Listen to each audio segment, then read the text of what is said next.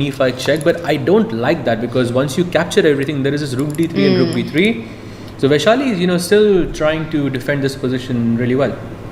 She still has some tricks up her sleeve.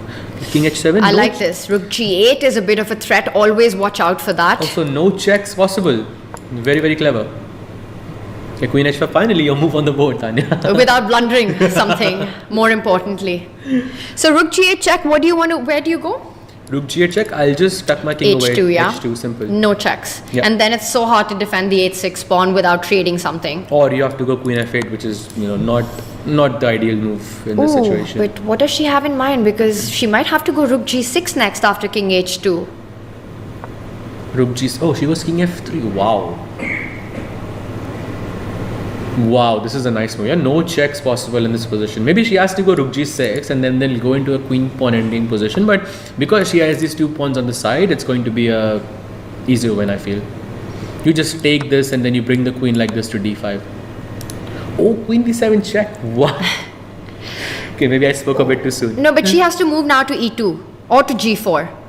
But king e2 allows queen e4 check. So, and this is something Vantika missed as well. This queen b7. Vaishali is so tricky in these positions. But look at that. Vantika simply comes back, deflects the queen from picking up the b3 pawn. And now queen c3, there's queen f3. Your queen comes back safe to the king. You want your queen and king to be best friends. Yeah, I mean, if white's queen was on d5, if Vantika's queen is on d5, I think this position is winning. But Vaishali is not allowing it. Yeah. Because if it's on d5, it protects the 8 square and then you can just push the pawn down and there won't be any checks. No. So your king is safe on g2. Yeah. And there's nothing to worry about. But Vaishali very cleverly does not allow that. But maybe now she can play queen f3 because this feels like a safe square. It protects b3 and still keeps control of the 8 square, which is going to be very important in a queen pawn ending. Maybe she goes queen g6 check. Yes, but the king is also safe on h2, for example, because you don't have any checks on the h file, and then your idea of just push the pawns. Right. Queen f3 also just defends this as well. Was that Prag, by the way, watching Vaishali's game? It usually is. Okay, a5 and then you just push the pawn down. Yeah, I feel the tricks are more or less over now. Yes, especially with that rook trade, the white queen close to the king, the pawns on the other side deflecting the black queen, forcing it to stay defended.